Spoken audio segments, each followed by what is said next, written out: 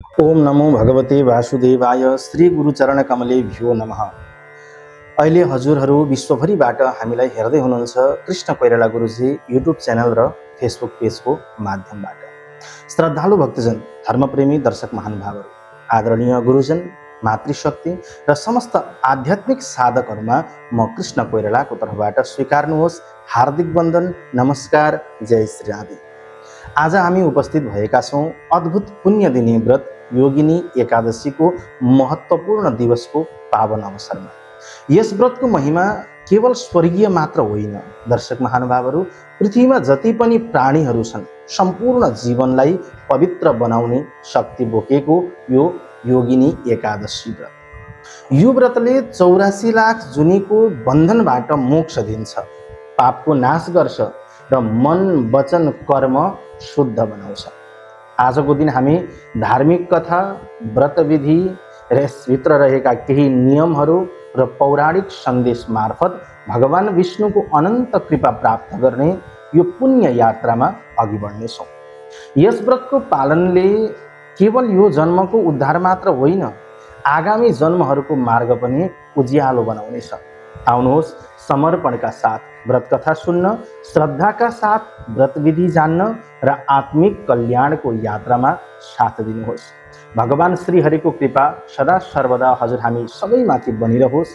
आजको दिन भक्ति, तप, संयम र आध्यात्मिक जागरणको पावन अवसर हो। 2082 सालको आषाढ महिनाको कृष्ण पक्षको एकादशी अर्थात् योगिनी एकादशी हाम्रो पापरूपी शत्रुलाई धर्मरूपी मित्रद्वारा रूपान्तरण गराउने दिव्य दिन हो। शास्त्रमा उल्लेख गरिएको छ, अश्वमेध सहस्रस्य राजसूय शतस्य च फलं कोटिगुणं पुण्यम योगिन्याम समुपोषणात्। अर्थात् 1000 अश्वमेध यज्ञ अनि राजसूय यज्ञ गर्दाखेरि जुन पुण्य दिन सक्दैन त्यो केवल योगिनी एकादशीको व्रतले हामीलाई प्राप्त हुन्छ।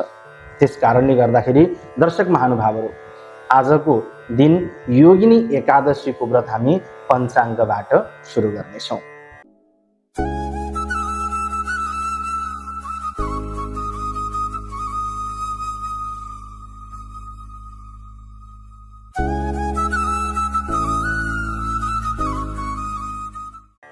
आज मिति 2082 साल असार महिनाको 8 गते शनिबार, तदनुसार 22 जुन 2025। तिथि भनिराख्नै पर्दैन, आषाढ महिनाको कृष्ण पक्षको एकादशी तिथि। अब यो तिथिमितिलाई जानिसकेपछि हामी केही नियमका कुरा सुन्छौँ, किनकि हामीले नियम पनि जान्नुपर्छ र नियम पनि हामीले बुझ्नुपर्छ। जतिले पनि एकादशीको व्रत गर्दै हुनुहुन्छ, जति म योगिनी एकादशीको व्रत गर्छु भन्ने सोचेर बस्नु भएको छ भने उहाँहरूले के गर्नुपर्छ त? त्यो सबैभन्दा पहिले हामीले बुझ्ने कुरा हो। दशमी तिथिका दिन दिनभरि सात्विक भोजन गर्ने, हामीले भरसक लसुन, प्याज, माछा, मासु आदि इत्यादिलाई त्याग गरिदिने, तामसिक वस्तुहरू कुनै पनि चिज नखाने अनि साँझ परेपछि एक छाक मात्र भोजन गर्ने। किनकि भोलि हामीले एकादशीको व्रत बस्नु छ। एकादशीको व्रत बस्दाखेरि मनमा कुनै पनि प्रकारको विकार हुनु हुँदैन। मन वचन कर्मबाट शुद्ध बन्ने मनैबाट सङ्कल्प लिनुहोस्। एकादशी तिथिको दिन, अब दशमीको दिन तपाईँले यी कर्म गरेपछि एकादशी तिथिको दिन बिहान ब्रह्म मुहुर्तमा उठ्ने, स्नान गर्ने, ओम विष्णवे नमः, ओम नमो भगवते वासुदेवाय यो मन्त्रको जप गरिरहने, व्रतको सङ्कल्प लिनुहोस्। सबैभन्दा पहिले स्नान गर्ने बित्तिकै आज म योगिनी एकादशीको व्रत लिँदैछु, आज कुनै पनि एउटा काम त्यागिदिन्छु। जस्तै तपाईँ धेरै रिसाउनुहुन्छ भने आजदेखि म रिसाउँदिनँ, अब मलाई रिसाउनु छैन। या तपाईँ हाम्रो बानी कुरा काट्ने छ भने आजदेखि म कसैको कुरा काट्दिनँ। या आजको दिन, हप्तामा एक दिन म कसैको पनि कुरा काट्दिनँ। या हप्तामा एक दिन म कोहीसँग रिसाउँदिनँ। या हप्ताको एक दिन म कसैलाई गाली गर्दिनँ, नराम्रो वचन बोल्दिनँ। यो सङ्कल्प लिनुहोस्। अनि त्यति गरिसकेपछि, स्नान सन्ध्या गरिसकेपछि आफ्नो पूजा कोठामा जाने, सदा चाहिँ अन्य देवी देवतालाई पूजा जसरी गर्नुहुन्थ्यो त्यही तरिकाले पूजा गर्ने। भगवान शालिग्राम, लड्डु गोपाल जे हुनुहुन्छ तपाईँसँग यदि शालिग्राम भगवान हुनुहुन्छ भने दुध दही घिउ मह चिनी आदिले स्नान गराउने, पञ्चामृतले स्नान गराउने, शुद्ध जलले स्नान गराउने, लड्डु गोपाल हुनुहुन्छ भने पनि स्नान गराइदिने। यदि भगवान विष्णुको मूर्ति छ, मूर्तिलाई पनि स्नान गराउने। चित्र छ भने चन्दन पुष्प धूप दीप नैवेद्य अर्पण गर्ने र भगवानलाई स्नान गराइसकेपछि तुलसी पत्र अर्पण गर्ने। अनि सकिन्छ भने विष्णु सहस्रनाम पाठ गर्ने, गीता पाठ गर्ने सबैभन्दा श्रेष्ठ मानिन्छ है। एकादशी व्रतको दिन विष्णु सहस्रनाम पाठ गर्यो, श्रीमद् भगवत गीता पाठ गर्यो या ओम नमो भगवते वासुदेवाय यो मन्त्रको हामीले जप गर्यौं भने सबैभन्दा श्रेष्ठ अनि सबैभन्दा उत्तम मानिन्छ यसलाई। उपवास बस्दाखेरि सकिन्छ भने निराहार बस्ने, त्यो सकिँदैन। अब केही निराहार बस्दाखेरि शरीरमा रोग छ, तपाईँ धेरै रोगी हुनुहुन्छ भने फेरि खाली पेट बस्नु पर्दैन। शरीर शक्ति छ, शरीरमा तपाईसँग शक्ति आर्जन भइरहेको छ, एक दिन भोकै बस्दा तपाईँलाई अप्ठ्यारो हुँदैन भने निराहार व्रत बस्नु। त्यो सक्नुहुन्न भने फलाहार व्रत गर्नुहोस्। अन्नको पदार्थ नखानु। अन्न जस्तै धान भयो, धानबाट बनेका चामल भए, सकिन्छ भने रोटी आदि इत्यादिलाई त्यागिदिने। अन्न जुन गनिन्छ त्यो चिजलाई त्यागिदिने। फल लिने, दूध लिने, दही लिने यस्ता चिजहरू हजुरले लिन सक्नुहुन्छ। तामसिक भोजनलाई त्याग गरिदिने। दिनभरि कसैको कुरा नकाट्ने, भगवानको मन्त्र जप गरिराख्ने, मनमा ओम नमो भगवते वासुदेवाय यो मन्त्र जप गर्ने। सकिन्छ भने रात्रिमा भजन कीर्तन गर्ने, जागरण गर्ने, रातभरि भगवानको नाम जप्ने, कथा श्रवण गर्ने, यी सबै पुण्यदायक हुन्छन्। अनि यति गरिसकेपछि अब द्वादशीको दिन बिहान एकादशीकै चाहिँ बिहान उठेर स्नान सन्ध्या वन्दन गर्ने, पूजा पाठ गर्ने, भगवानलाई पुनश्च दुध दही घिउ मह चिनी शुद्ध जल गङ्गाजल आदिले स्नान गराउने, चन्दन तुलसी पत्र धूप दीप नैवेद्य लड्डु मिष्टान्न भोजन जे छ बनाउनु भएको त्यो चिज भगवानलाई अर्पण गर्ने। अनि कुनै ब्राह्मणलाई बोलाएर सक्नुहुन्छ भने सिधा दक्षिणा दिने, दान दक्षिणा दिइसकेपछि भोजन गराउने, त्यसपछि मात्र आफू स्वयंले भोजन गरेर व्रत पारायण गर्नुपर्छ सकिन्छ भने है। सकिँदैन भने बेलुका साँझबत्ती बल्ने, साँझबत्ती बालेर भगवानसँग प्रार्थना गर्ने, हे प्रभु मैले दिनभरि व्रत बसेँ, अब बेलुकाको समयमा केही यसो मकैको चामलहरू लिन्छु, फल लिन्छु या केही लिन्छु, जे सक्छु त्यो चिज लिएर हजुरले भगवानलाई पुकार गरेर लिन सक्नुहुन्छ। द्वादशीको दिन चाहिँ बिहान उठेर स्नान सन्ध्या वन्दन गरेर पूजा गरेर ब्राह्मणलाई सिधा दक्षिणा दिनुपर्ने हुन्छ। या कोही भोकाएको व्यक्तिलाई भोजन गराउने, कोही साधु सन्त भेट्नुभयो या कुनै गुरुकुलमा गएर या वृद्ध आश्रममा आमा बुवाहरूलाई भोजन गराउनु पर्छ है, यो चाहिँ हामीले बुझ्नुपर्छ। यति गरिसकेपछि बल्ल हामीहरूको द्वादशीको दिन व्रत पारायण हुन्छ। अब हामी श्रवण गर्नेछौँ थोरै सार संक्षिप्त कथालाई, नियमलाई बुझिसकेपछि अब कथालाई श्रवण गर्छौँ। अगाडिको समयमा युधिष्ठिर महाराज भगवान श्रीकृष्णसँग प्रश्न गर्नुहुन्छ, प्रभु आषाढ महिनाको कृष्ण पक्षको एकादशी कुन नामले चिनिन्छ र यसले के पुण्य मिल्छ त्यो बताइदिनुहोस् भन्दा भगवान श्रीकृष्ण भन्नुहुन्छ, हे महाराज आषाढ महिनाको कृष्ण पक्षको एकादशी सम्पूर्ण पापलाई तापलाई नाश गर्नेवाला छ। हामी भित्र रहेका नराम्रा रोगहरू छन् भने पनि त्यसलाई नाश गर्नेवाला छ। म तपाईलाई एउटा दिव्य कथा सुनाउँछु, आउनुहोस्। यो एक योगिनी एकादशीको व्रत कथा। हे राजन, अगाडि अलकापुरीका एकजना राजा हुनुहुन्थ्यो कुबेर। भगवान शिवका परम भक्त, जहिले मध्याह्नको समयमा नित्य शिव पूजा गर्ने गर्नुहुन्थ्यो। र उहाँको एउटा माली थियो जसले फूल पुष्पहरू ल्याइदिने गर्थ्यो, जसको नाम थियो हेममाली।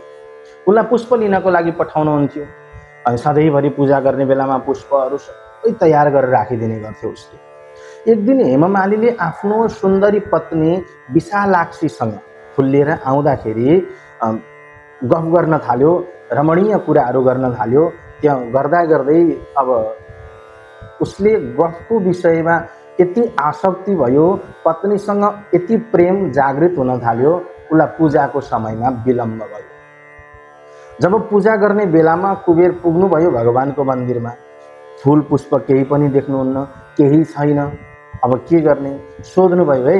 हेममाली खै गएर हेर भनेर अरू यक्षहरूलाई सोध्नुभयो। यक्षहरूले आएर भने महाराज हेममाली त आफ्नो पत्नी विशालाक्षीसँग रमणीय कुरा गरेर बसिरहेको छ, अन्त जाऊ गएर तुरन्त त्यसलाई बोलाएर लिएर आऊ। उसलाई बोलाएर लिएर आए। बेलुकाको समय डर मनमा लागिरहेको थियो। थरथर काम्दै नमस्कार गर्यो, ढोक गर्यो, अनि भन्नुभयो है तैँले फुल किन नल्याएको? उसले नढाँटिकन भन्नु महाराज आज पुष्प लिएर आउँदै थिए, पत्नीसँग गफ गर्दा गर्दै विलम्ब भयो, मलाई माफ गरिदिनुहोस्, अब त्यस्तो हुने छैन। कुबेर भगवानको पूजा गर्न नपाउँदाखेरि अत्यन्त क्रोधित हुनुभयो। पुष्प थिएन भगवानको पूजा गर्ने बेलामा, सामग्रीहरू तयार भएका थिएनन्, अनि उसलाई श्राप दिनुभयो। ए पापी जा, त्यहाँ कुष्ठ रोगले पीडित भएर मर्त्यलोकमा गएर जन्म लिनेछस्, तुरन्त जा भनेर श्राप दिएपछि आज हेममाली कुष्ठ रोगी भयो। त्यतिखेरै पत्नीसँग बिछोड भयो, मृत्युलोकमा भौतारिन थाल्यो, अपहेलित जीवन बिताउन थाल्यो। अनेक प्रकारका दुःख कष्ट पीडालाई सहँदै सहँदै सहँदै त्यो अनेक पहाड पर्वतलाई पार गर्दै गर्दै गयो। वृक्षमुनि शीतल छहारीमा बस्दा पनि उसलाई भत्भती पोल थियो, भित्रीबाट शरीर जले जस्तो हुन्थ्यो, झन् घाममा त कस्तो भयो होला। एक दिन घुम्दै फिर्दै पर्वतहरूका राजा हिमालय त्यसको फेदीमा पुग्दा उसले मार्कण्डेय ऋषिसँग भेट गर्यो। जब मार्कण्डेय ऋषिलाई देख्यो टाढैबाट दण्डवत प्रणाम गर्यो। ऋषिले बोलाउनु भयो, है को होस् त, किन यसरी यस्तो कोडी भएर घुमिरहेको छस्, के पाप गरिस् भन्दाखेरि उसले नढाँटिकन भने महाराज मेरो नाम हेममाली हो, म अलकापुरीका राजा कुबेरको लागि पुष्प ल्याइदिने गर्थे। एक दिन विलम्ब भयो, पत्नीसँग रमणीय कुराहरू गर्दा गर्दै पुष्प ल्याउन विलम्ब भयो, अनि मलाई उहाँले कुष्ठ रोगी हुनु परोस् र पृथ्वी लोकमा मृत्युलोकमा घुम्नु परोस् भनेर मलाई श्राप दिनुभयो। त्यसैको पीडा भोगिरहेको छु। मार्कण्डेय ऋषिले भन्नुभयो, हेममाली तिमीले आज सत्य सत्य कुरा बोल्यौ, अलिकति पनि तिमीले ढाँटेनौ, त्यसैले म अति प्रसन्न भएँ। तिमी यो कुष्ठ रोगीबाट अवश्य पनि मुक्त हुनेछौ, मैले भनेका कर्म गर्छौ? उसले भन्यो महाराज अवश्य पनि गर्छु। के कर्म गर्नुपर्छ बताइदिनुहोस् भन्दाखेरि मार्कण्डेय ऋषिले भन्नुभयो, हे हेममाली सुन, अब आउने महिना अषाढको महिना हो। अषाढ महिनाको कृष्ण पक्षको एकादशी तिथिको व्रत गर। सम्पूर्ण विधिपूर्वक मैले भने अनुसारले नै तिमीले व्रत बस्यौ भने अवश्य पनि तिम्रा भित्र रहेका सम्पूर्ण नराम्रा विकारहरू हटेर जान्छन् र तिम्रो पाप ताप सबै नाश भएर जान्छ। उसलाई व्रतको विधि बताइदिनु भयो, अनि यसले तिमीलाई समस्त पाप र रोगबाट मुक्त गराउनेछ। हेममालीले हुन्छ भनेर पुनश्च दण्डवत प्रणाम गर्यो, अनि उसले आषाढ महिनाको कृष्ण पक्षको एकादशीमा रहेको योगिनी एकादशीको व्रत गर्यो। संयम र भक्ति अनि तपमा लीन भएर एकादशीको व्रतको प्रभावले आज कुष्ठ रोगी भएर हिँडेको हेममाली सम्पूर्ण कुष्ठ रोग नाश भयो, पाप रोग क्षय भयो र अन्तमा आफ्नी पत्नीसँग उसको भेट भयो र स्वर्ग प्राप्त गर्यो। भगवानको कृपा, भगवानको भक्ति, भगवानको प्रेमले। दर्शक महानुभावहरू, आजको दिनले हामीलाई धर्म, संयम र आत्मशुद्धिको मार्ग देखाउँछ। हामीले आफ्नो अहंकार, लोभ र तामसिक प्रवृत्तिलाई त्याग गरेर भगवान विष्णुको भक्ति र व्रत मार्फत मुक्ति प्राप्तिको बाटो रोज्नुपर्छ। हामीले यदि नराम्रो कर्म गरिरह्यौँ, अनेक प्रकारका चिजमा लुप्त भएर बसिरह्यौँ भने हाम्रो भित्र हृदयमा पनि कुष्ठ रोग यानि कि विकार रूपी रोग उत्पन्न हुन्छ। अनि जबसम्म हामीले आफ्नो जीवनलाई योगद्वारा भगवान प्राप्तिको साधनमा लिएर जाँदैनौँ, तबसम्म हाम्रो भित्र रहेको कुष्ठ रोग कहिले पनि नाश हुँदैन। भगवानको असीम अनुकम्पा पाएर आज हेममाली भगवानको दिव्य लोकमा पुनश्च प्राप्त गर्यो। दर्शक महानुभावहरू, मैले आज हजुरलाई एकादशीका केही व्रतविधि नियमको बारेमा हजुरलाई श्रवण गराएँ। अब हजुरहरू सबैमा आग्रह गर्दछु, आजको दिन केवल परम्परागत कर्म होइन, जीवन परिवर्तन गर्ने अवसर हो। हामी सबैमा योगिनी एकादशीको कृपा बनिरहोस्, भगवान श्रीकृष्णको कृपा बनिरहोस्। सबैलाई योगिनी एकादशीको हार्दिक मङ्गलमय शुभकामना व्यक्त गर्दै अर्को भिडियोमा फेरि भेट हुने बाचाका साथ आजलाई पनि बिदा माग्छु। जय श्री राधे, जय श्री कृष्ण।